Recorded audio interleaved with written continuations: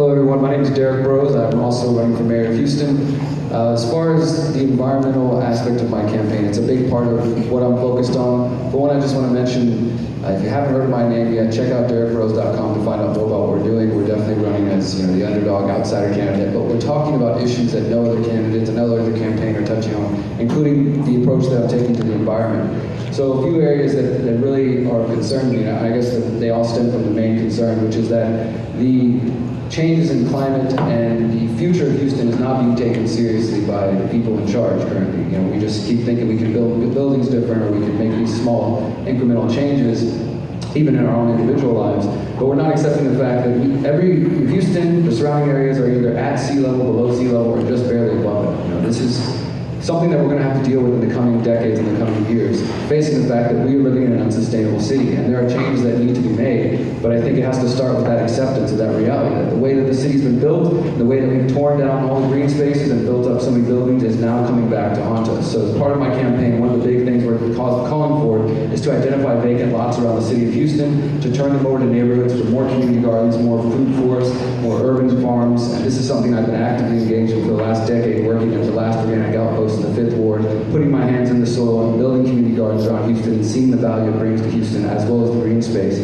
We're also talking about bringing industrial hemp farming to Houston now that it's legal in Texas as of a few months ago, to make Houston a hub for hemp as well as other native plants that we can plant along the bayou to help reduce flooding, reduce erosion, and also talking about decentralization and permaculture. I hope to talk more about these ideas today. Thank you for your time.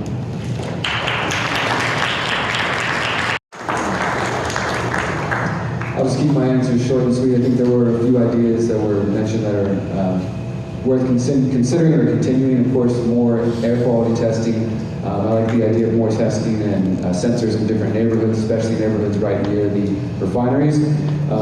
More transparency, as Mr. Baker mentioned, and of course communication. One thing that I see, say for example, with the most recent fires that have happened, when these fires happen and they say it's blowing west 30 miles or whatever, and you're in the direct line of it, like I have, my house has been the past couple of fires, you have a choice to either listen when the health authorities, the Texas state authorities, or the local government say, there's nothing to worry about, the air quality is fine, we promise there's nothing in there, and trust them. But in my experience, most people don't. Most people are very skeptical of this claim that just when a fire happens and chemicals are released into the air, that we're all fine, there's nothing to worry about. So I think that does show a lack of trust in the current administration as well as just the local city government. People want to feel safe and they don't currently feel safe. I think one big step outside of the aforementioned solutions by the other candidates, that Houston needs to start representing the will of the people in a more direct fashion. And what I mean by that is I think that Houston should not be contracting, partnering, whether that means for city events or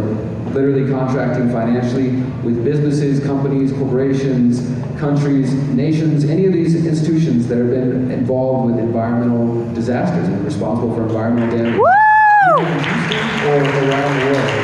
So whether that means down in the Amazon, down in the Gulf of Mexico, whether that means elsewhere, we shouldn't have the city of Houston partnering with Shell. We shouldn't have the city of Houston partnering That's with right. We shouldn't have the city of Houston partnering with these organizations. So that's one big step. When you recognize there's pollutants in the air, then we need to start finding ways to actually penalize those companies. Maybe start with ending the contracts with them. Thank you. I think at this point everyone understands we're dealing with multiple types of flooding, the flooding from the street as well as flooding from rains and hurricanes and things of this sort. As I mentioned earlier, I have a plan that we're calling Hemp Houston that is to bring more green spaces into Houston. As I mentioned, hemp is now legal in Texas as well as other plants that I think we could use. Both hemp, I'm working with local students focused on this particular area who are helping me fully develop this plan using native plants, using bamboo as well as hemp for all along the bayou as well as other areas. And I mentioned earlier food forests, community gardens. The whole thing is about re-greening Houston and making more green space, which is going to help with absorbing that water, and along the bayou it will help with reducing erosion and reducing the flooding. I've been down in the bayou, the Buffalo Bayou Partnership. I've been out there helping them clean. Another big part of this, as it pertains to the bayou, is to clean out the bayou itself, which seems like a really simple, common sense answer that I don't see a whole lot of movement on. Cleaning out the cars, the debris, everything that's in the bayou, as well as the debris that flows into the drainage. And as Mr. Baker mentioned, we have a problem, mismanagement, it seems, with funds. This is being finally reported on by local media just in the past week, how your tax dollars are being told they're going for one area to fund one project, and surprise, surprise, they're apparently not. So we have to take care of all of those issues. For one, re-greening Houston, bringing that green space back, encouraging each of you to have more gardens and more green space in your areas, as well as when it comes to building, like I-45, discouraging that type of building, which is only going to make the flooding worse, and then again, making sure the funds that are supposed to go towards flooding actually go there. Thank you. So addressing the question of air quality, healthcare, I do agree more communication between the county, state, federal levels, trying to figure out how to work that situation out to make it more work. People like yourself who are in need, we need help, especially dealing with air quality, with asthma and allergies. This is like an everyday issue for myself as well. I think it does go to the question of what the proper role of government is, whether or not the city government should be engaged in that, or if the city has jurisdiction in that way, but whether or not there's actual jurisdiction, I think again, communicate the needs of people like yourself, working directly with people like yourself to find the solution is what needs to happen. Thank you. Thank you very much. Thank you for addressing the issue of housing. As somebody who makes less than $60,000 a year, who's also a felon from 15 years ago and understands what it's like to basically only be able to rent in the 5th Ward, which I'm thankful to be in the 5th Ward, but it's maybe not the best place always to be in. It's not always, my neighbors don't necessarily have an option for other housing. They're being priced out. This is happening all over the East End, really all over Houston. Everybody's seen it. And I think that when it comes to addressing the intersection of how these issues relate to the climate, we can't ignore that the more pollution we get, the more people who are affected in the poor, lower-income communities like the East End, like Manchester, like the communities near the refineries.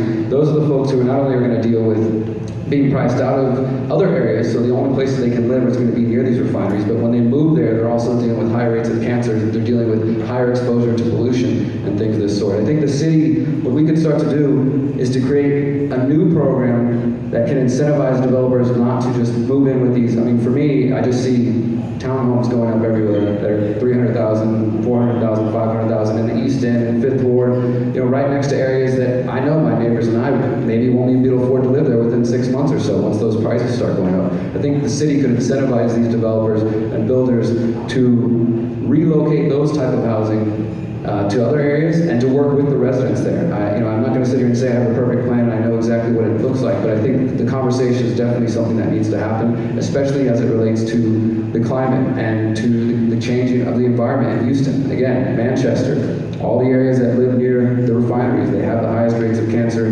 Those folks don't necessarily have the option to just pick up and leave whenever they want to. So we need to find a solution for that, and I hope to do that with you. Thank you. For all Houstonians as we work to afford a more equitable and sustainable future. Is that final question? Correct. All right, I'll use it well.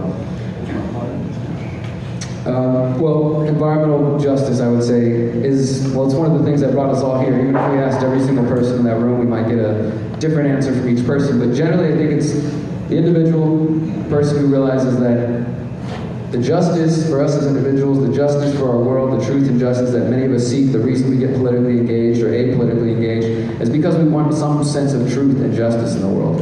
Now, as it relates to the environment, more and more people are realizing that environmental causes are not just in a vacuum. They intersect with a lot of other issues. For example, for me, the environmental issues intersect with my anti-war stance. The U.S. military is one of the biggest pollutants in the world, and I think there needs to be more action on that. But as far as climate justice, it's the idea that we can achieve some sense of justice in the world, some sense of balance and equity, as you mentioned, through taking care of the earth and through taking care of the environment. And again, I would point back to the indigenous communities around the world that have taught us this for generations, to start living in harmony and living in balance with the planet. And most of us are not doing that, and that's not a judgment or attack on anybody, but we're not doing that on the individual level, much less the city level. So if we're going to ever have environmental justice, actual true justice, it's going to have to start, once again, from the ground up, from the bottom up, within each of your own hearts and minds. Because we can create new bureaucracies and create new departments and pass new ordinances and do all these things, but if the people of Houston do not change their own behavior, their own individual behavior, then nothing else will change. It's just going to come through force from the top up instead of from the bottom up. So I encourage each of you to start thinking about what environmental justice means to you, how we acquire that, how we move forward, thinking about equity, thinking about justice, thinking about the planet, thinking about the generations coming after us, and doing that and balancing that with, I say, the tradition of individual liberty that we have in the United States. Thank you.